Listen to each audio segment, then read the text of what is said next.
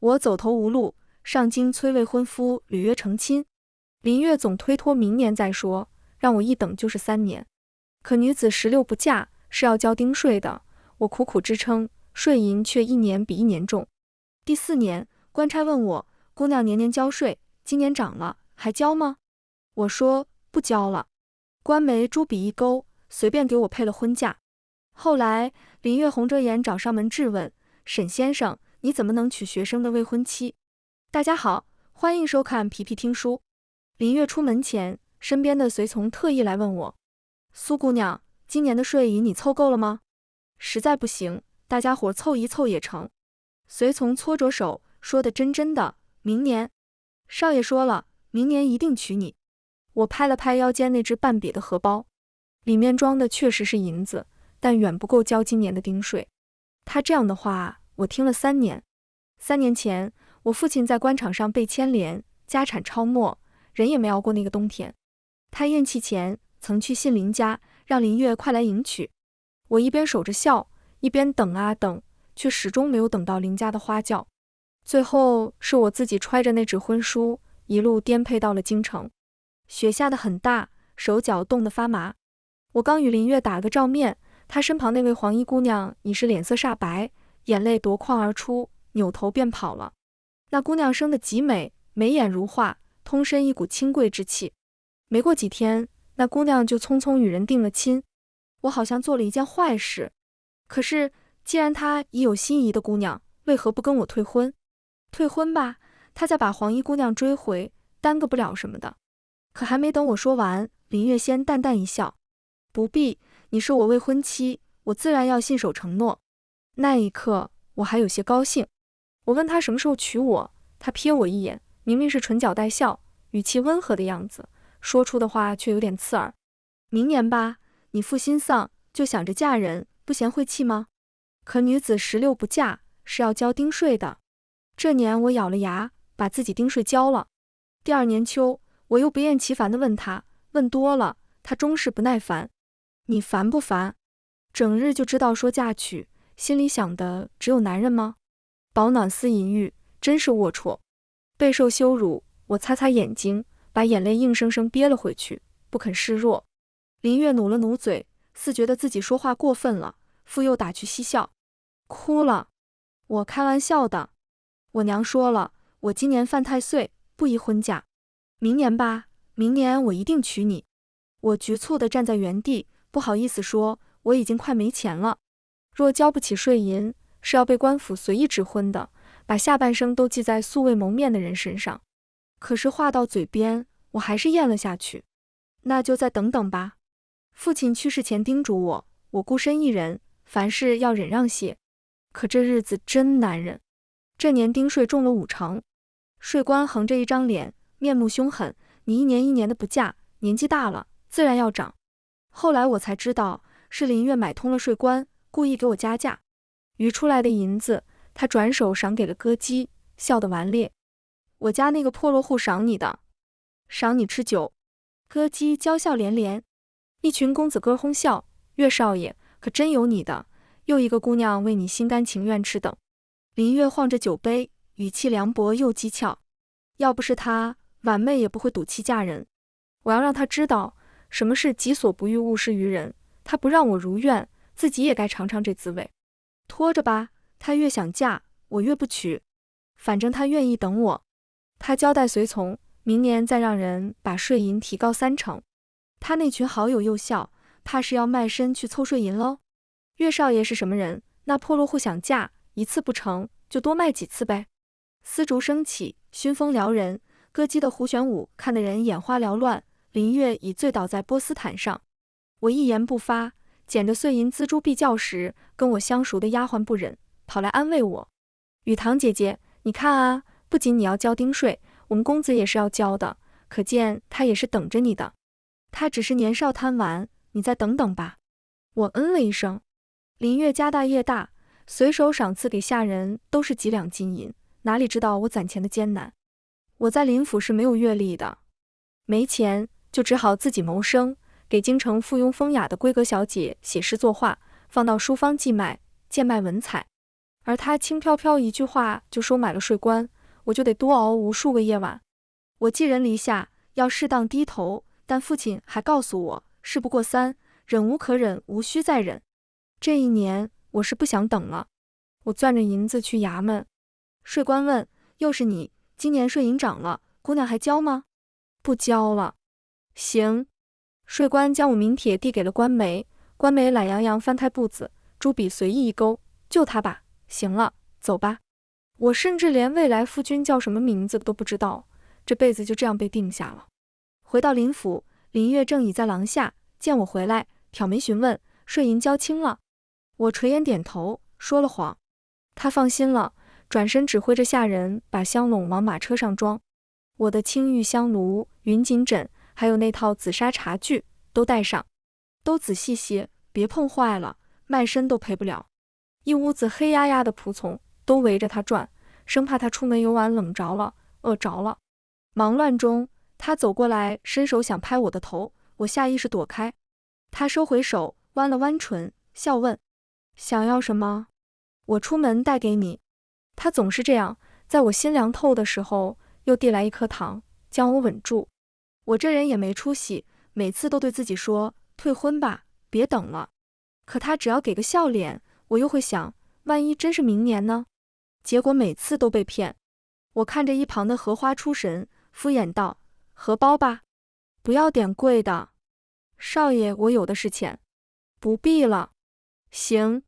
林月摇着折扇，对着一众仆从指手画脚，我一转身走向西厢。这院子在林府最偏的角落，平日连下人都很少过来。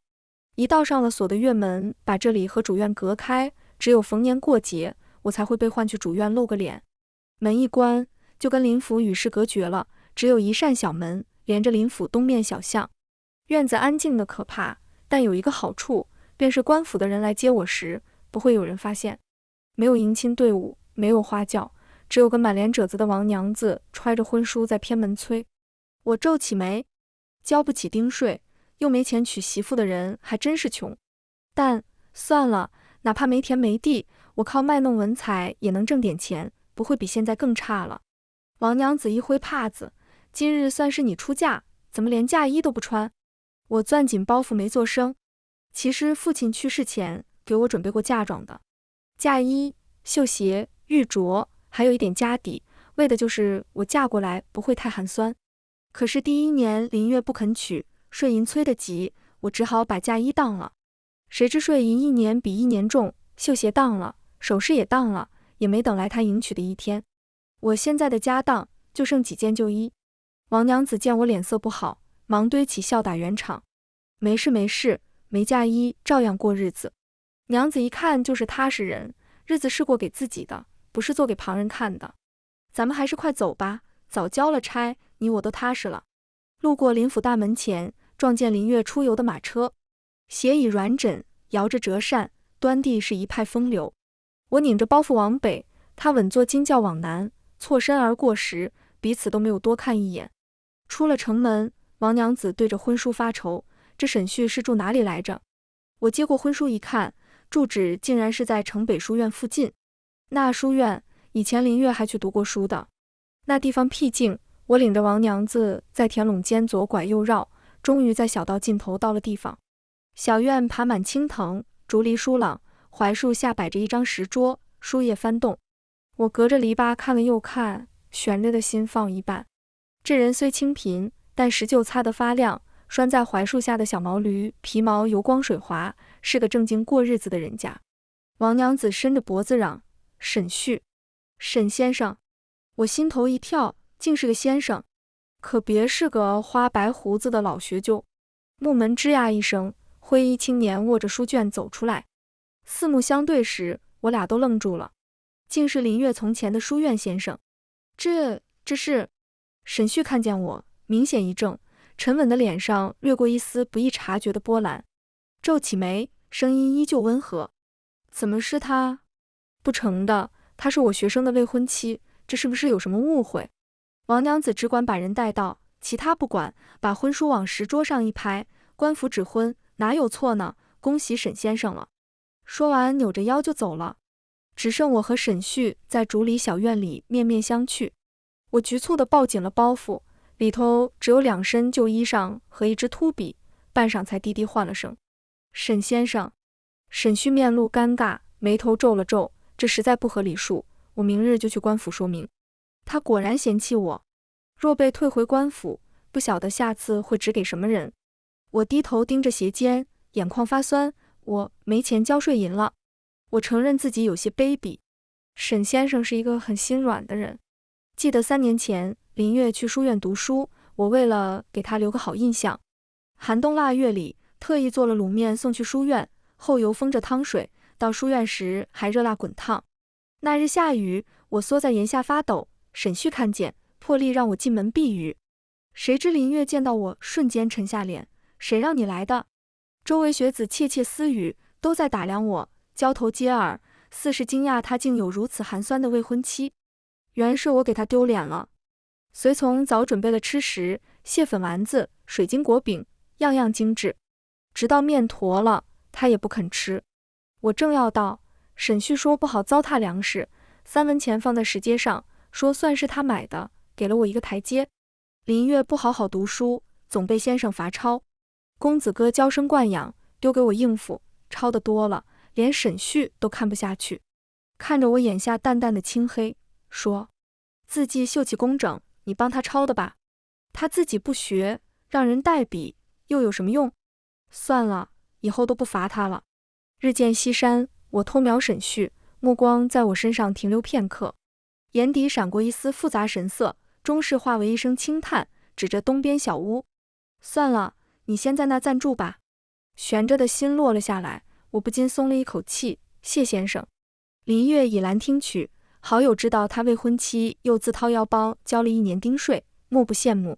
觥筹交错间，有人问：“你不怕他不交税，随便嫁了？”林月唇角一勾，漫不经心地把玩着腰间的双鱼玉佩。他舍得？破落户之女，如今连身像样的头面都置办不起，还能找到更好的人家吗？林语堂如今还眼巴巴地等着他回家里。林月出门会友，必定是出手阔绰的，今日画舫听曲，明日胡姬共舞，豪掷千金，这些银子都够交几10年丁税的。有人不解，林月富甲一方，替他交了税银就是，为何还如此吝啬？随从蹲在舱外包帘子，忍不住点头。说到这，自认看透人心的公子分析得头头是道：“你懂什么？他那种人，越是穷酸越计较得失，自己不攒钱，怎么知道钱来之不易？他日嫁了我，真过上好日子了，反倒要翘尾巴了。别看他如今投入的多，他这是在以小博大，这等心机瞒不过我。”众人一听，深觉林公子英明神武，见解独到。这天实在太累，我倒在床上就睡得人事不省。第2天醒来时，屋里静悄悄的，沈旭早已不见人影。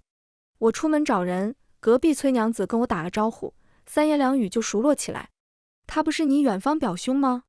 男女有别，自是要避嫌的，他搬去书院住，也是好的。我忍不住努嘴，这人真是迂腐又无情，倒显得我像个霸占他屋子的恶人，生生把他逼去书院。不高兴归不高兴，我还是盘算好了，写文章攒些银钱，若他实在不愿娶，等我凑够税银就搬走。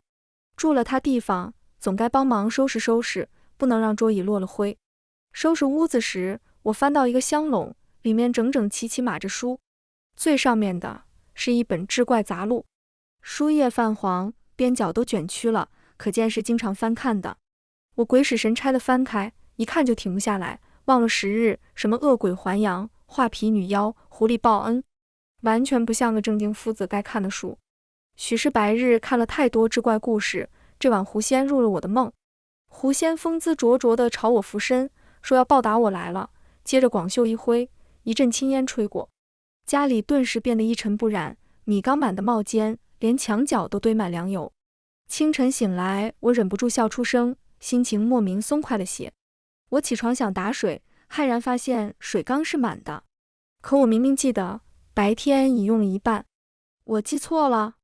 可接连几天，怪事越来越多，每天早起，水缸总是满的，昨日米缸快见底了，隔天又满上了。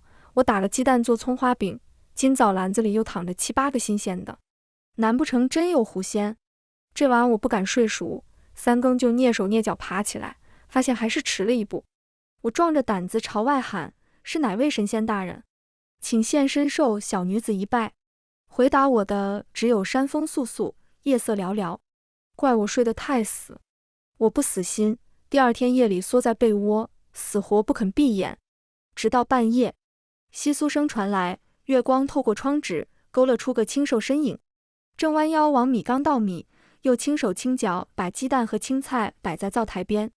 哪里是狐仙，分明是本该住在书院的沈旭。我顿时五味杂陈。来这里1个月，我从未饿过渴过，转身翻看衣柜深处，我藏着的几锭碎银，数了又数，竟还变多了。我在林家3年，林月何曾问过我是否饥寒，银子是否够花？沈旭却心细如发地照顾着。这先生也不是表面上那般生冷。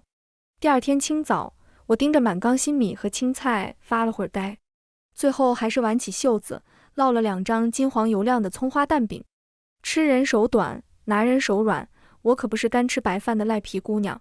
装好面饼，我拎着就往书院赶。书院学童们正在读书，朗朗书声传出。我站在院外梧桐树下，踮着脚，透过半开的支斋窗往里瞧。以前怎么没发现，沈先生长得也不差。沈旭站在台前，一身青衫洗得泛白，衬得身形清瘦挺拔。跟林月那种自傲的俊俏不同，沈旭眉眼温润又舒淡，像晕开的江南烟雨。只是眼下泛着淡淡青黑，想是昨夜来回奔波没歇好。关关雎鸠，在河之洲，窈窕淑女，君子好逑。求之不得，寤寐思服。念到这时，沈旭微微一顿，目光不经意间抬头，越过窗棂，与站在树下的我撞了个正着。下课时，匆匆交代学生温书后，他快步走出来，声音压得低低的：“你怎么来了？”我将温热的油纸包递过去，刚烙的饼，不必特意送饭的，书院也有厨房，我会自己做。多谢先生的米和菜，我一个人吃不了那么多的。秘密被我戳穿，沈旭一时语塞。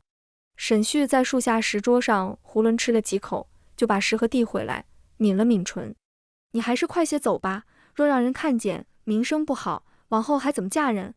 这话像根细针，轻轻扎在心口。他果然是不想娶我的，处处避嫌，生怕与我扯上关系。我低下头，看着青石板上2人被拉长的影子，知道了。转身离开时，脚步莫名有些发沉。回到家，我对着水盆里模糊的倒影看了又看，努力扯扯嘴角，丹凤眼微微上挑，确实不如杏眼圆眸看起来端庄。林月就说过，我长得像狐妹子，一天到晚净想着嫁男人。沈旭那样老实规矩的读书人，大约也是只喜欢像婉儿姑娘那般的人。我把那点所剩无几的碎银点了又点，还是凑不齐1年的税银。写诗作画的活儿攒钱也太慢了些，正发愁时，忽然想起沈旭那本志怪杂录。我灵机一动，或许我也可以写些市井男女爱看的灵异画本子，卖给茶楼书肆。说干就干，我闭门写了3天，写了几画狐狸报恩的故事。找到城中书肆时，掌柜的原本爱答不理，耐着性子看完，当场数出50文钱推过来，意犹未尽道：“姑娘快去写，这半部我先卖，若卖得好，后续还能合作。”收到钱的第一件事就是去市集，我要把米缸菜篮填得满满当当，这下看沈旭还怎么半夜偷偷送粮。但半夜里，沈旭依旧雷打不动回来，手里的米面没地方放了，他就抱捆柴来，有时扫扫院子，有时碾了玉米面，总有忙不完的活。早上我起床开门，脚下哐当一声细响，地上躺着块铜镜。昨天是盒胭脂，我弯腰捡起，说不出什么滋味。他除了不太爱搭理我，对我还挺好的。画本卖得出乎意料的好，不到1月我就已攒够了税银。中秋这日，我早早就做好月饼，烧了菜，心想今日是中秋，过完节再跟沈旭告辞。可我从清晨等到日头偏西，也没等到他回来。我盯着自己收拾好的包袱，心中不禁苦笑。苏雨堂，看你多讨人嫌，都把人气得不敢回家了。一个人过节也没意思，我背上包袱，干脆转道去了衙门。出来的急，忽略了今日中秋，官府没人，只有一个老差役。我犹豫了半天，开口问，我帮朋友问问，若补交税银，这纸婚能作废吗？差役翻着名册，问了我名字，奇怪道，这婚事不是挺般配吗？为什么啊？沈先生似乎不太喜欢我朋友。怎么会？差役露出个奇怪的表情。沈先生当初听说那姑娘交丁税不成婚，早过来塞了银子，求着主簿，若是他交不起丁税，被官府指婚，务必把他和姑娘的名字勾到一处。差役啧啧摇头，笑得暧昧，这些读书人啊，惯会这些风花雪月的。若是没成亲，就补交税银，得加30%，让你朋友想清楚。我已愣在原地，差役的话在我脑中轰然炸响。原来不是官府随手指婚，不是巧合，不是他心软无奈收留，是他早算好了，早买通了关节。我几乎是跑着回到那小院的，心口砰砰直跳，说不清楚是生气还是别的。暮色四合，霞光渐收，沈旭正站在院中，手里提着盏兔子花灯，对着空荡荡的院子扯出个苦笑。沈先生，我在他身后开口。沈旭愣了一下，浑身一僵，迟钝地转过身，目光沉沉地望过来，声音比平日低沉些。我以为你走了。我把衙门里听来的事一股脑道出。他少见的慌乱，有些语无伦次。此事是我考虑不周，你别误会，我并无其他心思，只是……他只是了半天，也没能说出个所以然，向来从容的眉宇间染上一抹难得的窘色。我再三追问，他才说了些我不知道的事。他说，我父亲曾是他老师，不嫌他穷得交不起束修，依旧对他倾囊相授。我落难上京，去书院找林月的第一眼，他就认出我来了。他也是想帮我来着，可我有未婚夫，他也不好插手，只默默关注。江州落霞书院，你那时6岁了，先生每日清晨都在书院打拳，你就坐在一边，还记得吗？我听得一愣一愣的，确实有这一回事。那时学堂里的人都喊我小师妹，我见了人就师兄师姐的喊一通。先是对我恩重如山，我铭记五内，一心想报答的。我是想，老师若是知道你被随意指婚，过得不好，泉下有知，不知要怎么伤心。你先在这里待着，若以后遇到良人，我便以兄送你出嫁。我听得发怔，原来是狐狸报恩来了。但是我又想到这段日子的点点滴滴，孜孜不倦的半夜送吃食，门口铜镜胭脂，也委实太过了。我莫名有些失落，只是这样吗？我追问，声音里带着自己都未察觉的期待，手心微微沁出薄汗。故事里的狐狸报恩，可都是要以身相许的。我定定看着他，这是最后的机会，若他答得不好，事不过三，我也不赖着他。沈旭被我逼得走投无路，沉默片刻，终是抬眼迎上我的目光，耳根微热，却也很直白。也不全是，起初是为报师恩，但如今我却有私心。先生脸皮薄，不敢再说下去。我却从他眼中看到那隐晦的情意，如细雨润物，无声无息，悄然渗过，汇成一片汪洋。我满脸通红，忙岔开话题，指着灯笼问，这是什么？给你的中秋礼物。沈旭如蒙大赦，递过灯笼时指尖轻颤。我记得你小的时候养过兔子，不知道你现在还喜不喜欢？让老实人说些什么太难了。我突然上前一步，接过灯笼时轻轻握住他的手。我胆子忒大，还定定地观察他的反应。沈旭手指一颤，就在我以为他又要拿出那套男女授受不亲的迂腐条文时，反手握住了我。他手好烫，热度顺着衣袖传到我脸上，热辣辣地冒烟。他低声问，声音比往常都要低沉，明年还能一起过中秋吗？灯笼明明灭灭。我看着地上靠得很近的影子，轻轻点头，晚风拂过槐树，叶子沙沙作响，秋月和落叶又在说着什么情话呢？林月回城那日，秋光正好，行经10里长亭，巧遇以前的同窗，说是以前教过他们读书的沈先生娶妻了，要不要一起去送礼？沈先生？哦，是他。林月嗤笑一声，满是不屑。一个连举人都考不上的穷秀才，也配称先生？当年要不是被苏雨堂缠得烦了，他怎会去那破书院躲清静？所以这一声先生，他也是配不上的。他抿了口酒，继续嘲弄，就他那点束修，也娶得起妻。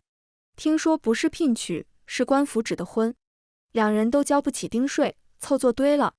呵，连丁税都交不起的人家，能养出什么好女儿？指不定是什么歪瓜裂枣，或是哪家实在嫁不出去的粗鄙妇人，官府甩包袱似的甩给了他。一个穷酸，一个漏货，倒真是天造地设的一对。不去，不知怎地，他突然想起苏雨堂，那么偏僻的书院，他还孜孜不倦地追了去。冬天送热汤，夏天送凉扇，晚上还带他罚抄。虽是寒酸破落了些，但也算尽心尽责了。林月问随从，苏雨堂交了多少年丁税了？回公子，算上今年4年了。算了，明年不让他交了吧，他就勉为其难，娶她吧。快到临府时，他才想起答应给苏雨堂的东西还没买，随手向随从抛下几个铜板，去买个荷包。想想又添了几枚，要最时兴的花样，绣金线的。他想，公子他第一次讨好女人，苏雨堂见了，指不定要高兴成什么样。林月回府的头一件事，便是拐向西厢院子。可推开门的刹那，他愣住了。庭院荒芜，窗棂蒙着厚厚的灰，分明是许久没人居住的模样。莫名的，他有些慌。苏雨堂不会走了吧？这念头一起，又马上被他否定。不可能，他才刚交了丁税，现在恨不得等他回来娶她，怎么会走？林月在原地踱了几步，越想越不高兴。苏雨堂总爱抛头露脸，不是去书局抄书，就是去卖画写字，总不能像个大家闺秀一样安安静静待在家里。这次又去了哪里？他气势汹汹地折返主院。苏雨堂呢？管家立刻迎了上去，堆起笑，正要跟公子说这喜事呢。苏姑娘前些日子交不上税银，已经被官府配婚了，已嫁作人妇，以后可没机会纠缠少爷了。闻言，林月狠狠一震。你说什么？谁让你们自作主张了？他缺银子，你不会从账房支吗？就这么眼睁睁看着官媒把人带走？林月目眦欲裂，管家背后得发懵，半晌才不解地问道：可公子不是一向不喜欢苏姑娘吗？一直拖着她，想让她知难而退吗？您不是吩咐过，苏姑娘未嫁进来都不是苏家人，苏家银子都不许用吗？不是这样吗？我什么时候？他倏地噎住，茫然地看向四周的小厮丫鬟们，个个面面相觑，仿佛不明白他为何生气。一直以来，众人对他的态度都是看在眼里的。他厌恶苏雨堂，一年又一年地拖着不娶。众人结结实实地知道自家少爷顽劣，哄骗苏雨堂呢。只有那傻姑娘一次又一次地信了。管家知道他喜怒无常，不知自家少爷又玩什么把戏，悄悄往后缩了半步，恨不能将自己藏进廊柱的阴影里。林月的目光从一张张疑问的脸上扫过，恍然大悟，这些年里他对苏雨堂的嫌弃表现得多么明显，明显到所有人都以为他不会娶她。可是他早就想娶她了，他只是开玩笑啊。自那日把话说开后，沈旭便搬回了小院。他住东耳房，我住西耳房，中间隔着个小小的庭院，依旧井水不犯河水。我望着他清晨出门授课的背影，忍不住发愁。我们应该算是夫妻了吧？这人怎么比姑娘家还拘谨？难不成还要我主动？那也不是不行。我割下毛笔，净手和面，切葱花，烙的饼子两面金黄酥脆，赶在晌午时到达书院。沈旭正送学生出门，见到我，不履微不可察的一顿，轻咳一声。我梳的是妇人发髻。几个调皮学童挤眉弄眼的围过来，先生，这姐姐是谁啊？先生，你脸好红。稍大些的学子经过，一本正经的猜，给先生送饭的莫非是师娘？被几个孩童说的我脸颊发烫，翻出食盒下的牛乳糖，挨个分了，一口一个师娘叫唤。沈旭窘归窘，却并未否认，板起脸，堪堪维持着为人师表的严肃，用书卷轻敲那孩子的头，贫嘴，再多言便去抄礼记。快回家吃饭。学生们嘻嘻哈哈地跑开，不小心撞到一人身上。本不该在这里出现的人。锦袍金缕，竟是林月。他脸色铁青，死死盯着我，带着不甘和怨恨。我敛起笑意，平静地看向他。林公子是来上学堂吗？不好意思，超龄了。林月猛地指向沈旭，恶言恶语。沈先生，你怎么能娶学生的未婚妻？你还知道什么是礼义廉耻吗？雨堂，过来，跟我回家，省得跟他一起落了个水性杨花的名声。他罕见地对我低声下气，但说出的话依旧那么难听。我望着林月那张因愤怒而扭曲的脸，又气又笑。林月永远高高在上，高兴时奚落嗤笑，不高兴时践踏，恶语伤人，好像活该所有人都该躺在他脚下。我纯良心软，逆来顺受，难道就不能有点脾气吗？林月，我们婚约早就不作数了。你不娶我，官府给我指婚，合情合理。你要喜欢，叫我一声师娘也是可以的。他看起来要被我气死了，眼圈发红，几乎是低吼出来，我不承认。你明明是我的未婚妻。我实在不懂了，一直拖着不娶我的是他，又要过来指责我另嫁的也是他。他到底想怎么样？难道我苏雨堂生来就该为了成全他那点自私的占有欲，永远卑微地等在原地，由着他轻贱吗？书院门前人来人往，实在不是说话的地方。我深吸一口气，看向沈旭，我跟他说2句话。他微微一笑，微微侧手，去吧。书院后面是一片莲塘，荷茎已半枯，只剩几枝寥落地支棱着。你还记得这个地方吗？林月一脸茫然，对我顾左右而言他表现得十分不耐烦，气急败坏道：我不是说了，明年就娶你吗？哦，那就是不记得了。微不足道的东西不配让他记在心上。那时他不肯吃我做的面，我就变着法子做果子、点心，都是他爱吃的。我也没有亲手送上来，只是迂回地给了他的随从。但我做的东西，林月转头就偷偷倒在这池子里，鱼鹰纷纷争食，嘲笑我的痴心。他不吃也不说，害我白白做了半年，养肥了一群鱼鹰，还装模作样的跟我说好吃。算了，我笑笑，不提了。有些事情耿耿于怀是放不下，泯然一笑才是释然。以前那些伤心的想哭的事，现在想想也不过如此吧。见我不说话，他放软语气，这次是真的，我再也不骗你了，我们回去就成亲，往后再也不让你交丁税了。你跟沈旭还没拜堂，还来得及。你看，他拿出一个荷包，眼里闪着希冀，你说要的荷包，我特意买的。我瞥了一眼，是最寻常的样式，于他不过9牛1毛。或许这话是真的，但对我来说已经不重要了。不要了。你每年都这么说？听说过先例不可开吗？可一可二不可三，我的耐心就那么一点，耗完了。现在有人娶我，不用再等明年，也不用交丁税。林月执拗地把荷包推给我，眼里带着我从未见过的希冀，多希望我收下，好像我收下就答应了他一样。我像以前他拒绝我的态度一样，笑了笑，随口应付，放下吧。放下就嫁你喽。他脸色霎时变得很难看。看吧，真心和假话是那么容易被看出来，像以前他无数次说过的明年，都是假话。林月失魂落魄地回到家后，像疯了一样，说要去衙门要个说法。林父林母闻讯，当机立断，索性将他锁在房里。其实我刚到林家时，林父林母碍于情面和仁义道德，还是默认了这门婚事。默认但不支持，所以他们让我住在西厢，不闻不问，纵容林月一年年的拖延婚期。这种嫌弃早就渗透到林家上上下下。他们知道我另嫁，其实比谁都高兴。他这一闹，林父林母很是不解，只当他是所有物突然被抢走，免不了一顿少爷脾气。林母深感宽慰，不是你自己说的吗？拖到他知难而退就清静了，如今他走了，雨过天晴。儿啊，娘知道你喜欢婉儿姑娘，她还没嫁呢，娘这就给你提亲去。伺候的人不停安慰，公子定是突然少了人伺候，不习惯。要我说，苏姑娘走了才好，公子说的对，她那身份本来也配不上。如今她知难而退，公子是不是很高兴？